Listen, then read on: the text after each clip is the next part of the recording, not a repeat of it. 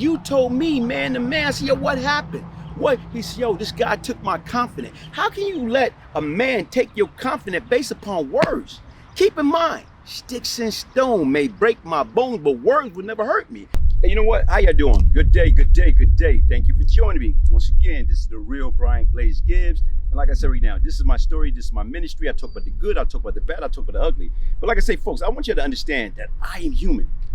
I am human. And like I say, sometimes I allow my emotion to supersede my intellect, and you'll see me going off.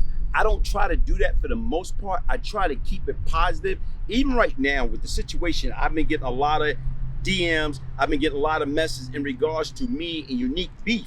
And like I try to say right now, folks, like I say, to me it's all right.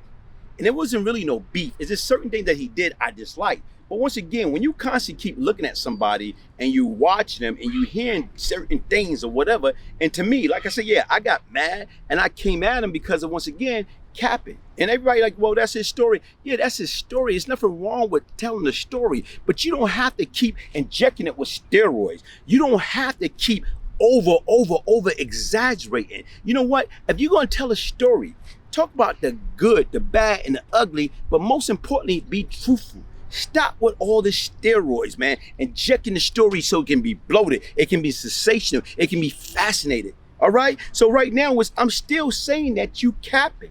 Because once again, listen to the words that came out of your mouth. When you talk about right now, with you made $3 million a week. You sold 25 bricks a day. You had Club 2000. Here it is. I'm going to put up a piece. Shout out to my man, Dr. O and Bear. Because once again, you remember that situation when you was going through that and he was all online and everything like that? You calling me, you calling Alpo, you calling Miss T, yo man, please talk to him, crying. You're the same man that just came home for doing 26 years around some hardcore criminal, murderers, drug dealer, gangsters. But once again, right now is you have my man, Dr. O, on the internet, not face to face. It's not like he came to your jail cell with a knife. Yo, here, let's go. You know what I'm saying? It's not like he came at you. No, he was online. And the bottom line, you told me, man, the man said, yo, what happened? What? He said, yo, this guy took my confidence. How can you let a man take your confidence based upon words? Keep in mind, sticks and stone may break my bones, but words would never hurt me. But like I told you, like I say, you was online, and what you was talking about, the $3 million a week. The 25, you know what I'm saying, kilos a day that you was selling or whatever. And what I'm saying is, when you got people that know you saying that you was what? A drug addict. You was a crackhead. You got high. And then when you told the story about, yeah, man, you with the fake robbery, you went out there and you and your man got killed. Everybody that came to me saying you was lying. Nobody got killed. The bottom line is when you went in there, a buddy of y'all set it up because he was working there. So you got in that way. And when you got in that way, when they caught up to you, what they did was they whipped your ass. And right now the guy plucked to save you, he threw you down the shaft. So once again, when you talk about they shot you 4 times and you went off the roof or whatever, that was capping. And to me, like I said right now, bro, if you made that type of money and you was selling 25 keys a day, like you say, everybody, they heard of Nicky Barnes, they heard of Frank Matthew, Frank Lucid, Guy Fisher, they heard of Kevin Child, they heard of Fat Cat Supreme, Tommy Mickens, all those cats that was out there. So what happened to you? Why your name wasn't mentioned? They heard about BMF, YBI. They heard about so many individuals that was getting it. If you was getting it, like El Chapo, like you say you was selling Pablo drugs, Pablo can't say, guess what? Hey, yeah, he was or whatever. Pablo's dead. And that's the same thing when you're saying about Michael Jackson. You saw Michael Jackson and Burt Reynolds in Studio 54, you know what I'm saying, freebasing or whatever. Even when you're looking at that time frame in the late 70s. So once again, what you was 15, 16 years old and you got into Studio 54, all places when they wouldn't even let black people in, let alone a black, crusty dirt bomb, 15 years old, 16 years old, you snuck in there. Guess what? Michael ain't here to defend himself, but Bubble is still alive. Guess what? I got in contact with Bubble, and you know what Bubble say? Bubble say he's captain.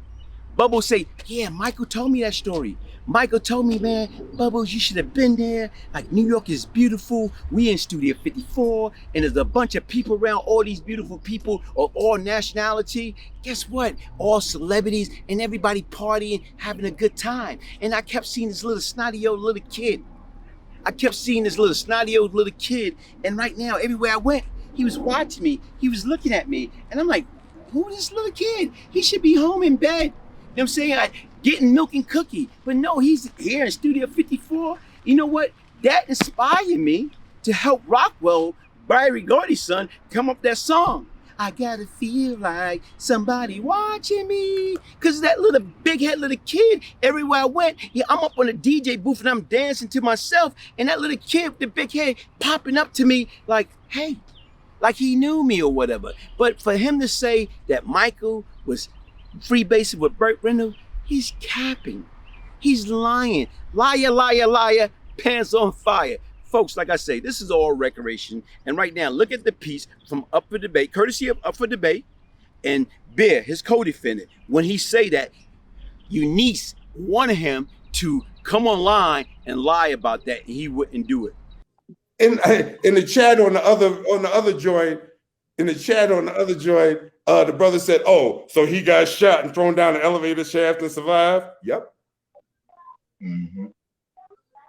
Maybe that's why the nigga feel invincible. I figured he came home, had a little PTSD after doing 26, but then when he started lying, see, that's being locked up for 26 years and not knowing not to start talking because somebody will have you on speaker or recording you. Because we clearly heard the man say what he said, right?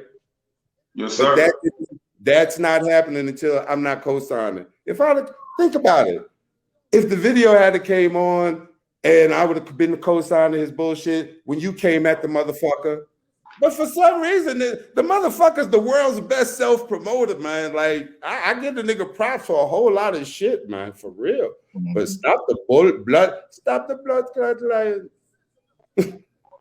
It's that easy, man. For me, it was the reaction part. Can I say this to Unique if he's ever listening? Bruh, your real story is amazing.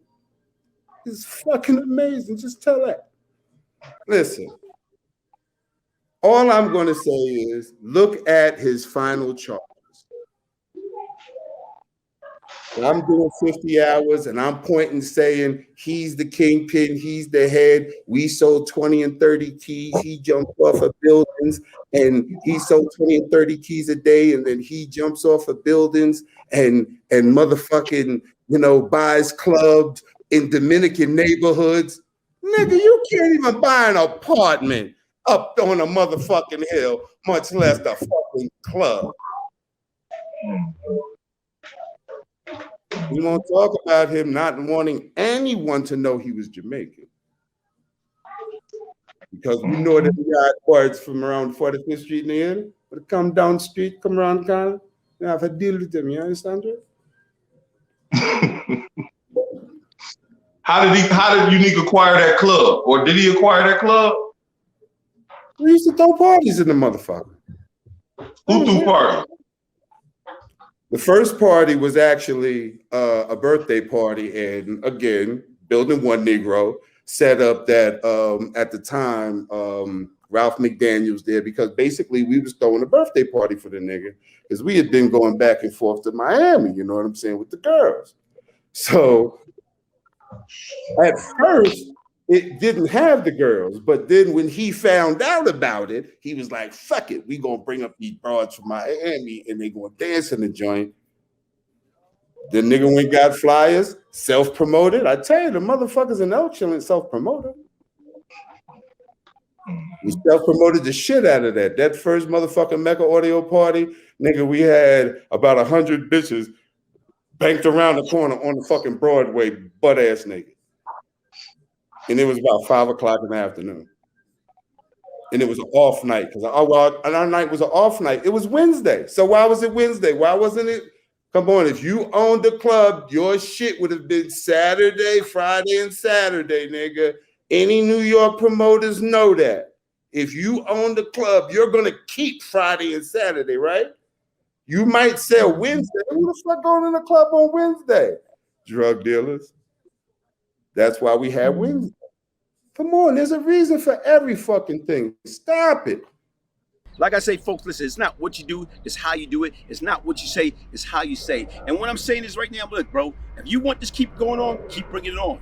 Like I tell you right now, if you want it over, leave it alone. Otherwise, right now, me and you can go back and forth each and every day. And like I say, this is wreck to me, man. This is like, right now, when you being back on Rikers Island, you don't got nothing to do. You slap boxing. That's all this to me, man.